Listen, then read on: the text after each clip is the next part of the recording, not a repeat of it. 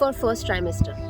Last तक ज़रूर देखिएगा क्योंकि मैं आपको बताने वाली हूँ कि आप अपने वूम के अंदर एक डिवाइन सोल को किस तरीके से अट्रैक्ट कर सकते हैं। हाय, मेरा नाम है शिखा और मैं एक गर्भ संस्कार और प्रेगनेंसी कोच हूँ और मेरे चैनल पे आपको सारी ऐसी नॉलेज मिलेगी जिसमें कि आप प्रेगनेंसी और किस तरीके से आप गर्भ संस्कार फॉलो करके एक डिवाइन सोल को अपनी बॉडी के अंदर मैनिफेस्ट कर सकते हैं। ये सारी नॉलेज आपको यहीं मिलेगी। तो आज समझते हैं कि पूरी तरीके से आप फर्स्ट ट्राइमेस्टर में किस तरीके से अपने न्यूट्रिशन का ध्यान रखें और इसकी वजह से आप कैसे अपनी डिवाइन सोल को अपनी बॉडी के अंदर अट्रैक्ट कर सकते हैं। तो सबसे पहला स्टेप क्या होता है जब आप फर्स्ट ट्राइमेस्टर में होते हैं? जैसे ही आपको पता चलता है कि आप पॉजिटिव हैं तो आप सबसे पहले गायनेक के पास जाते हैं। वहाँ पर आपका डेटिंग स्कैन होता है जिसमें कि आपकी बहुत छोटी छोटी चीज़ें जैसे आपका सर्विक्स का लेंथ क्या है, आपकी बेबी की जो प्रेजेंस है जो इतनी छोटी सी होती है वो आपको दिखाई जाती है। आप उसकी हार्ट बीट को पहली बार सुन सकते हैं। आपको फीलिंग आती है कि हाँ मैं एक माँ बनने वाली हूँ। इसी के साथ आपको 3 महीनों के लिए फॉलिक एसिड दिया जाता है जो कि आपको रेगुलरली लेना है। और उसके अलावा अगर आपको कुछ ऐसे इश्यूज़ हैं, ग्रोथ वाला इशू लग रहा है या कुछ, तो डॉक्टर आपको हो सकता है प्रोजेस्टेरॉन की टैबलेट्स दे,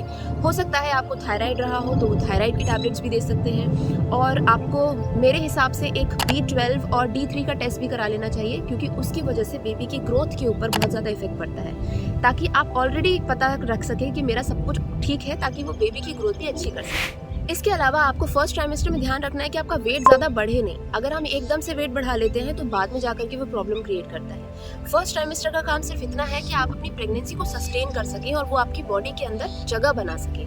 इसीलिए जितना वेट है उसका 1-2 kg ऊपर नीचे चलेगा, बट उससे ज़्यादा आपको वेट नहीं बढ़ेगा। अब न्यूट्रिशन में आपको मेजरली प्रोटीन लेना है। प्रोटीन क्यों? क्योंकि प्रोटीन हमारी बॉडी में रोज़ बनता है और बिगड़ता है, और जब वो बनता बिगड़ता है तो हमारी बॉडी से वो खत्म भी हो रहा है, इसीलिए आपको उसको रोज़ लेना ज़रूरी है। कोशिश कीजिए कि तीनों के तीनों जो मील्स आपके ब्रेकफास्ट, लंच और डिनर हैं, इन तीनों में आपके पास में कुछ ना कुछ प्रोटीन का होना ज़रूरी है। अब आप डिवाइन सोल को अट्रैक्ट करने की बात कर रहे हैं तो नॉन वेजिटेरियन फूड या एग्स, इस तरीके की चीज़ों को बिल्कुल अवॉइड कीजिए। जितना वेजिटेरियन फूड लेंगे उतना ही आपका मन सात्विक होगा, आपका बच्चा सात्विक होगा, उतनी ही अच्छे से डिवाइन सोल को आप अट्रैक्ट कर पाएंगे। तो आप कर्ड ले सकते हैं, मिल्क प्रोडक्ट्स ले सकते हैं, और जितने भी प्रोटीन चीज़ें हैं जैसे लेग्यूम्स हैं, जितने भी आपको दाल मिलती है, ये सब चीज़ें आपकी हेल्थ के लिए बहुत अच्छी है। सोया अगर आप खा सकते हैं तो बहुत अच्छी बात है। अगर आपको सोया खाना पसंद नहीं तो आप उसको पीस के भी बना सकते हो कुछ, तो वो भी आपके लिए बहुत अच्छा रहेगा। इसके अलावा जितने भी सीड्स हैं जैसे कि almonds, flax seeds, oil seeds जितने भी होते हैं, इसके अलावा आप छाछ पी सकते हैं। अपने मील के हर एक मील के बाद में एक छाछ पी सकते हैं, 1 ग्लास पूरा। उसमें भी आपकी प्रोटीन कंटेंट कंप्लीट होता है और आपका डाइजेशन के लिए भी बहुत इम्प्रूव करता है। हर रोज़ 1 से 2 चम्मच घी ज़रूर खाइए, देसी घी, वो भी A2 काउ मिल्क का होगा तो ज़्यादा बेटर है क्योंकि उसकी वजह से भी आपकी प्रेगनेंसी बहुत स्मूथ होती है और आप बहुत ही हेल्दी ग्रो करते हैं। ऐड एटलीस्ट 3 फ्रूट्स अपने पूरे दिन के मील्स में, एटलीस्ट 3 फ्रूट्स आप ऐड कीजिए, वो भी सीजनल फ्रूट्स आपको खाना है। अपनी पूरी प्रेगनेंसी में आप नारियल पानी ज़रूर पीजिए।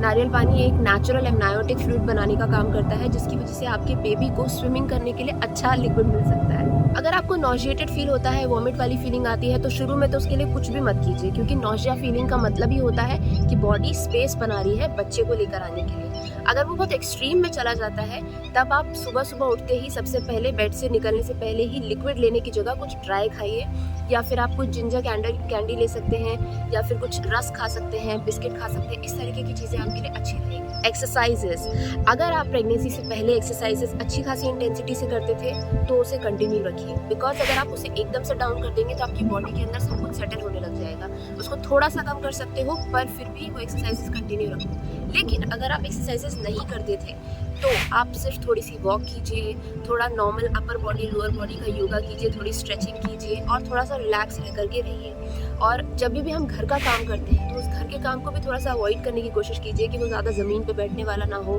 वेट उठाने वाला ना हो, ओवर एक्सर्शन वाला नहीं हो। मतलब आप जो भी चीज़ें कर रहे हैं थोड़ा सा रिलैक्स करके और टाइम लेकर के कीजिए ताकि आपकी बॉडी आपकी बेबी को अच्छे से हेल्प कर सके ग्रो करने के लिए। तो ये थी मेरी आज की डिटेल्स कि आपको किस तरीके से न्यूट्रिशन पे ध्यान रखना है ताकि आपका बेबी हेल्दी हो सके।